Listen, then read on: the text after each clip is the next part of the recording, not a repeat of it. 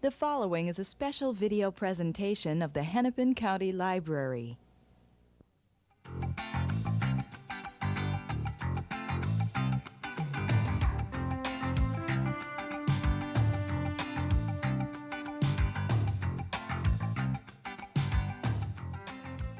Hi, welcome to a discussion with David Morrell. I'm Eileen Cavanagh from the Hennepin County Library Program Office, and my guest today, David Morrell, is the former professor of American Literature at the University of Iowa and the author of First Blood, from which the character Rambo was drawn. I sometimes call myself Rambo's father. It's unusual for an author's first book to result in a character like Rambo. How did it affect your life and your writing? Well, in a number of ways. That was my first novel. I had been working on that in the late 60s. I was getting my, my doctorate in American Literature from Penn State. And a lot of the Penn State organization insisted that its graduate students also teach. So I was teaching classes in which veterans from Vietnam had come back, and they were having a lot of trouble accepting me as an authority figure. So we talked about it after class, and I learned a lot from them about the disaffection they felt in returning to American society and the unpopularity of the war and things like that. And I remember one afternoon we were talking after class, and students were demonstrating storming the administration building at the same time. And the impetus then was to write a novel that would try to dramatize the conflicts that were going on in American society, the intent being that it was essentially an anti-establishment book and very much against the war, to give away a surprise ending after all these years, because people perhaps think of the movies. Rambo dies at the end of the novel. The man who trained him, who was played in the movies by Richard Crenna, whose name is Colonel Sam Troutman, shoots Rambo. He destroys the person that he trained, whom he trained. And I emphasize that Sam was the man's first name. He is Uncle Sam. And it is that kind of allegory that went through the whole story. Well, all through the 70s, First Blood, the novel, was taught in high schools and colleges across the country. I had letters from so many teachers who were ecstatic about the effect that the book had in the classroom and how effective it had been for them to teach it. Then came the movie in 1982. The world was a different place, and Ronald Reagan was president, and the change really occurred in 1985. I remember vividly the occurrence of Ronald Reagan stepped in front of news cameras and said, I still can't believe he did this, stepped in front of news cameras and said that he had seen a Rambo movie the night before. Now he knew what to do the next time there was a terrorist hostage crisis. And it is, I mean, oh Lord, it is my belief that those people who are disinclined toward Rambo, that it was from that moment on that was the watershed. And a lot of it had to do with politics, and people who thought against Ronald Reagan tended to identify Rambo in some way with his administration's policies. And there is, as we know, a kind of backlash to the character, which I had nothing to do with. You know, my novel, I think, would agree perfectly with the opinions that the objectors have about these matters. So it changed me in a lot of ways. On the one hand, I created a character who is known worldwide and will probably continue to be synonymous with certain views which I might not agree with. It's almost a symbolic character now. Oh, yes, absolutely. I said earlier, Rambo's father. It's like he grew up and he went out of my control. As I look back on it, we have Sherlock Holmes, we have Tarzan, we have James Bond. These are the three. And we have Rambo. And we have Rambo. Mm-hmm. And it's nice to be associated with a character that has that recognition, but there is a downside, which I just explained it. I often, as I'm doing now, go on at length trying to explain about the character, because it's like the errant son that I'm saying, well, you know, it's not quite what you think. So I bet you never thought when you wrote First Blood that all this was going to flow from it. It was impossible to predict. First Blood changed a lot of things. Among other things, in terms of thriller fiction, it raised the ante. It made this kind of book more intense. And after First Blood, a lot of books had to take it into account. A lot of authors did when they were writing their own fiction. It's nice to come out of the starting gate, so to speak, with a novel, a first novel, which is reviewed in Time and Newsweek and the Saturday Review and Life magazine and Lord knows where else. It was very exciting. And now your current novel is Desperate Measures, and it grows out of politics too. I think I'm incurably political, and in some ways it's difficult. It was difficult for me because I was a Canadian citizen at that time. I was raised near Toronto in Canada, and came to the United States, and for the bulk of 1970s and the 80s, and into the 90s. In fact, I was still a Canadian citizen. I became a citizen in 1993, not that long ago. So I feel suddenly liberated to be able to talk about politics apart from what's in the books. I can now speak freely because until then I was a guest. But politics and I find that they come into the novels quite a lot. And in this case, the political issues I'm talking about, I have in Desperate Measures a group of people whom I call the Grand Counselors. These are a group of career diplomats who are now 80 years old, but they have wielded power behind the scenes from the late 40s onward, and in their careers had been respectively Secretary of State, Secretary of Defense, Secretary of the Treasury, ambassadors to London, ambassadors to what is now the former USSR, and in some cases had rotated these positions. Now, this is all what I'm describing is in fact a group of real life people. The Grand Counselors were modeled on another group. And I got to thinking about this other group and what it meant for a group of such powerful people. They had been, they all came from well-to-do families. They came from upper class East Coast New England families. They went to the same exclusive prep schools together. They went to the same Ivy League colleges. They belonged to the same secret societies. And that drifted naturally into a network in Washington, which gladly accepted them. And behind the scenes, as I said, worked for Democrats and Republicans. It didn't seem to matter. Making the Good Old Boys Network look mild by comparison. Well, this is the true Good Old Boys Network. And I got to thinking, here you have a group of people never elected, always appointed, but appointed almost for the bulk of their lives, who have, in real life, and I've distorted some things in the book to disguise, for actionable reasons, things like that, who influenced policies in ways that I found very disturbing. The president could be voted out of office, but these people continued and kept moving. And were relatively secret, so that the American public really doesn't know that. Yes, and certainly in this.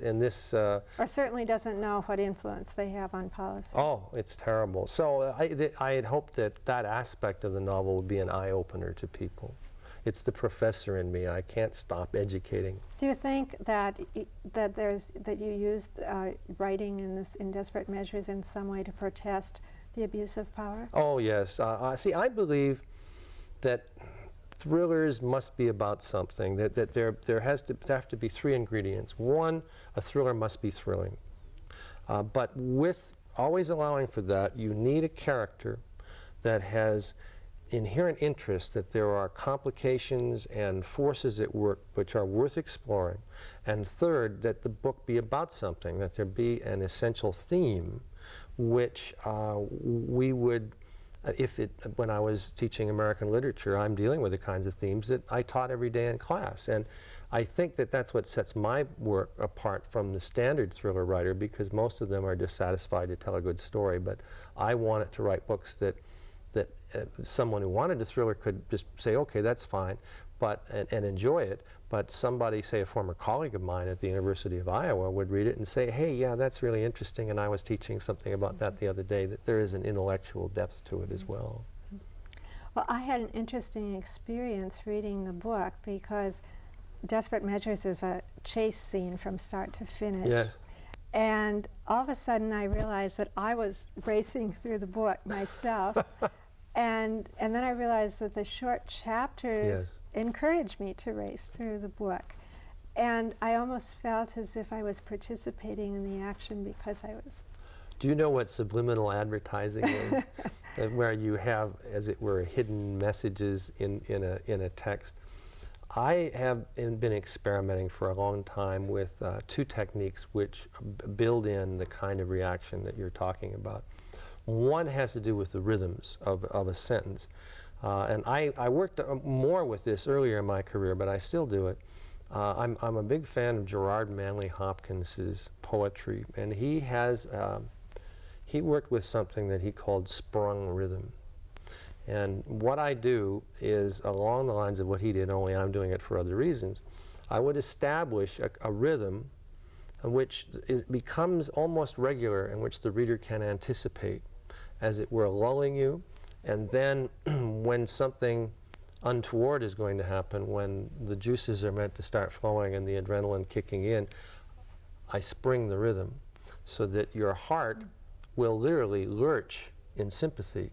And I combine that with these very, very short sections, which are numbered, often running, a page in length, perhaps 2 pages in length, that short, to create a pace which gives the novel a speed which it would not otherwise have. The best way I can illustrate this is if you're going to bed, let's say it's 10:30 at night, and you pick up, I know everybody has done this, you pick up the book and you're reading through and you're getting a little dozy, and you say, well, how many pages have I got left in this section? Everyone does that.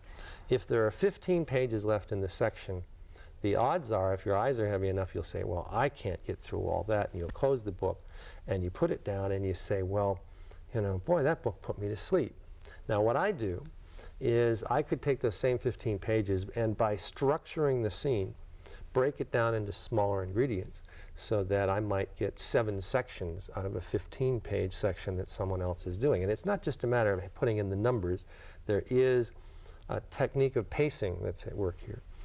So that you say, oh, my eyes are tired, and you look, oh, well, there's only 1 more page. So you read that, and then your eyes get a little tired, and you say, well, how many? Oh, just another page.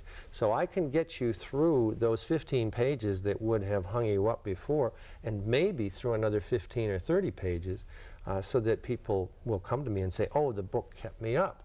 Well, yes, and there were ways that I had built in that I knew it would do that. It's kind of devious.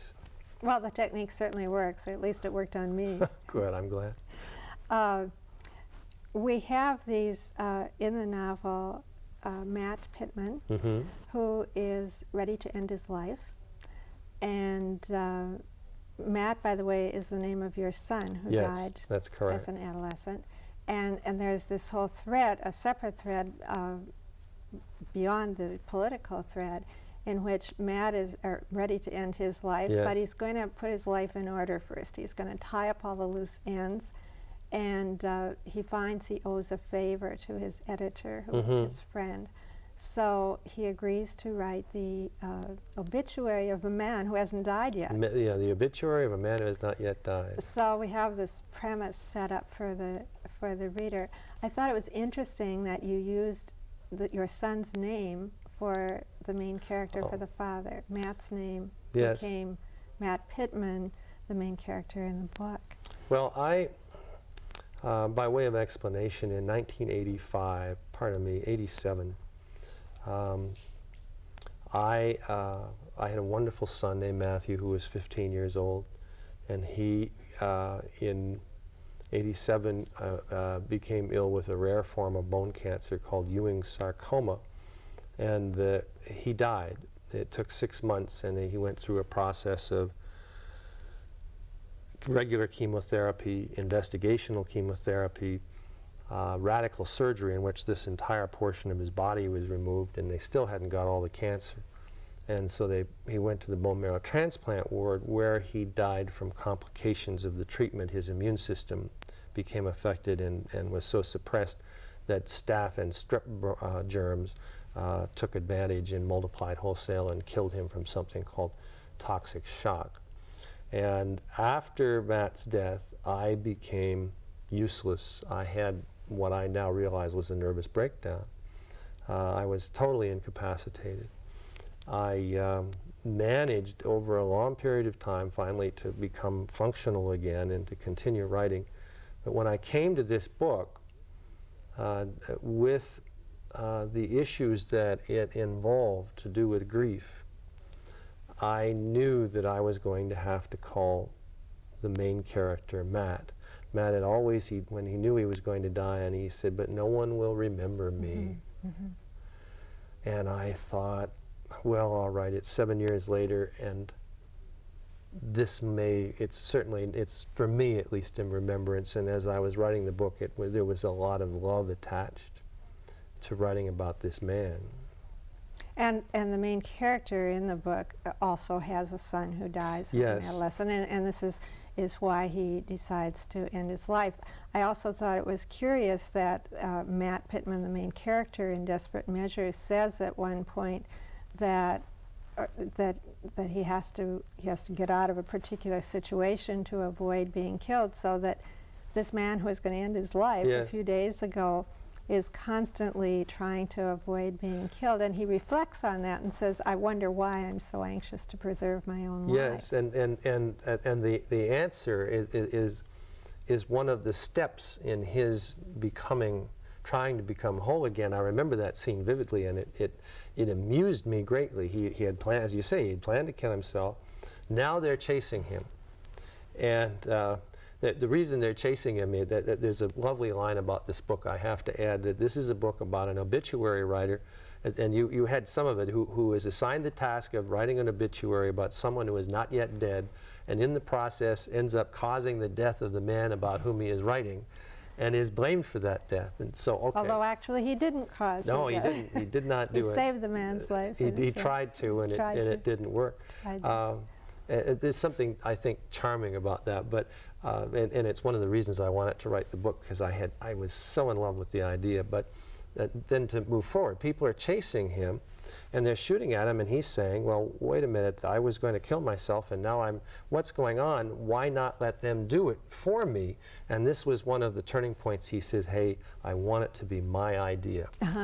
And he's getting angry, and anger, as we know, is one of the responses to grief.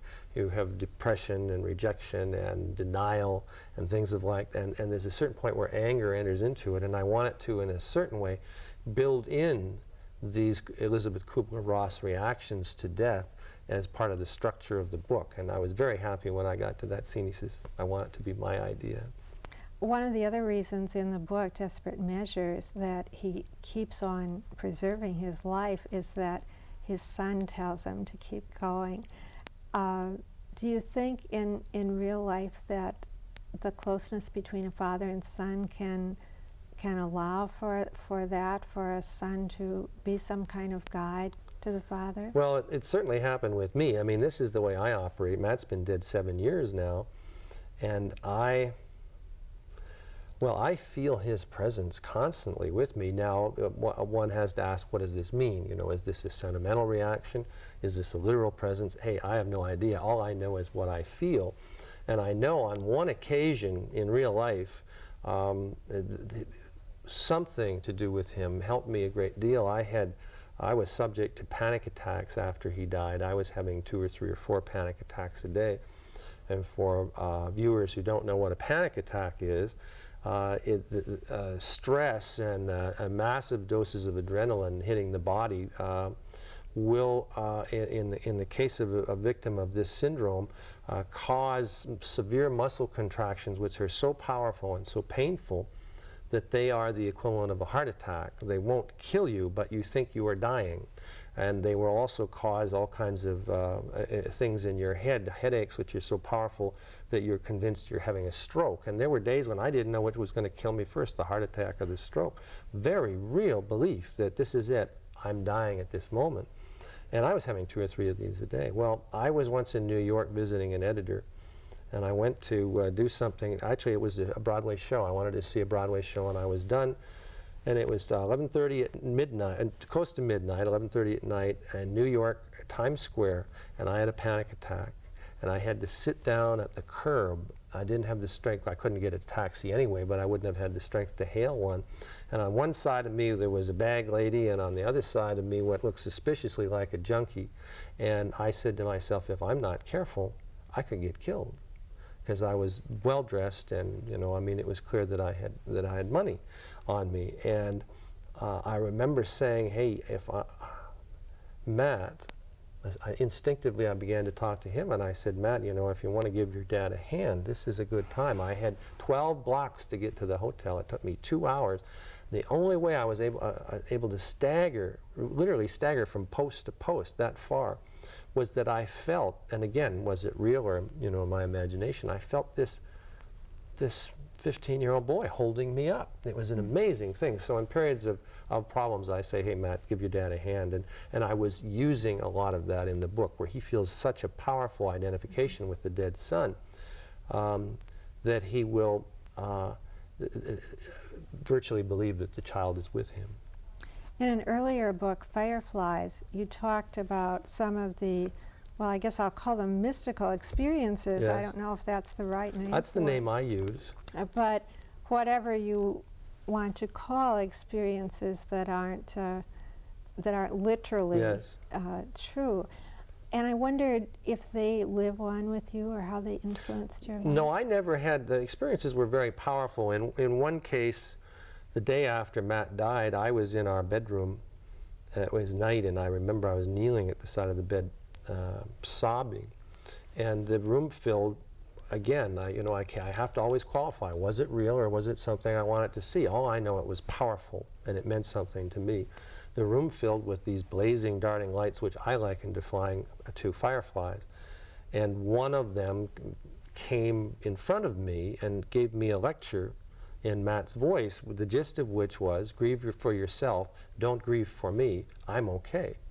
I have since found out that episode and another episode that involved a dove in a mausoleum were typical of what some experts in this kind of thing have been calling a post-death contact syndrome, which there's a friend of mine who's one of the Guggenheims, Bill Guggenheim, who trained with Elizabeth Kubler-Ross, and he has compiled a multi-volume study of this in which he's found thousands of people who had experiences that were similar to mine.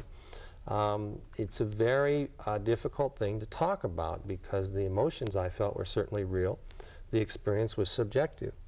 What did it mean? I don't know, except that for me, I found it to be amazingly helpful that I was able to get through and remember, to get through this terrible ordeal and remember this powerful experience, which I liken to a mystical experience. But they stopped after two to 3 days after the death. That was the end, unless you want to count something like what I was speaking about with the sense that someone was helping me. But that latter incident had a different feel to it. So it's almost a transitional thing relating to Matt's fear that he'd be forgotten, that no one would remember him. There is that memory that is quite real in this transitional time. Yes, memory is in this respect, is very important to me. And it seems to me that in the United States, the issue of grief has been ignored in ways that I'm disturbed about. We have this notion that men are supposed to be impervious to strong emotion and not cry, and okay, so something like this happens. And I had an acquaintance of mine came to me 3 weeks rather after Matt had died, and thought that I would be perfectly normal.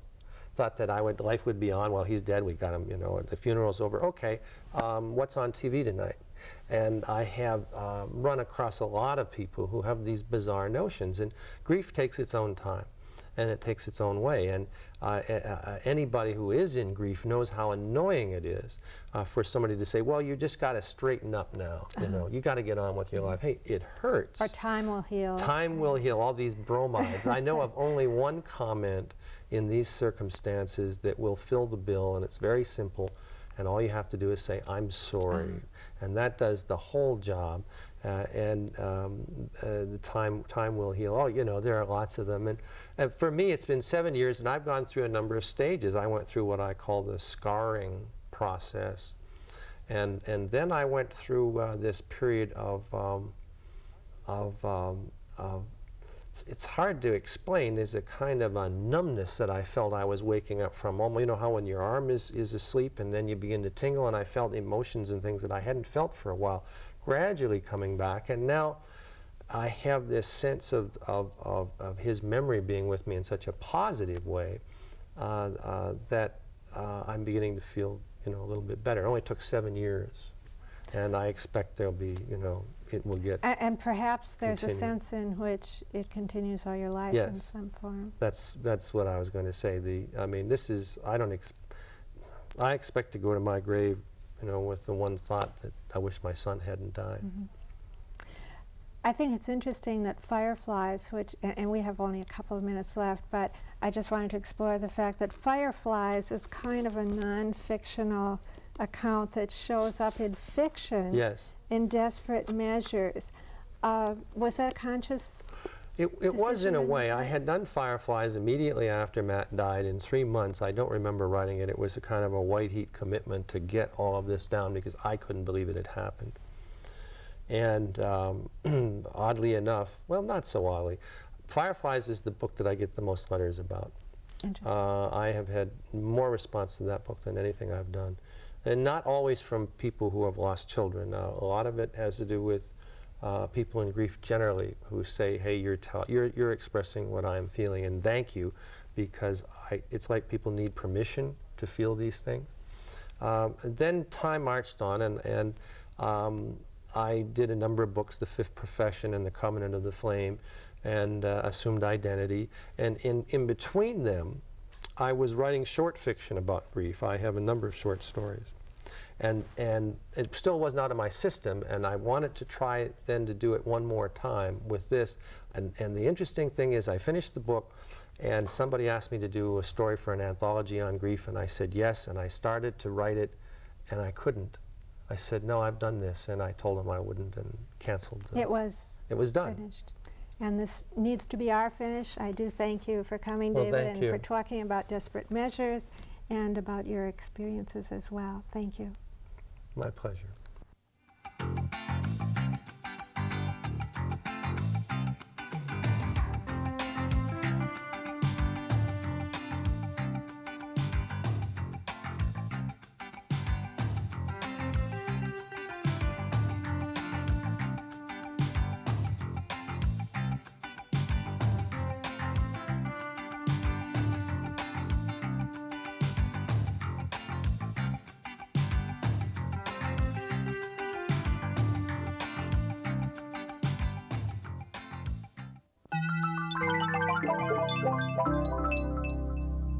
A presentation of the Hennepin County Library.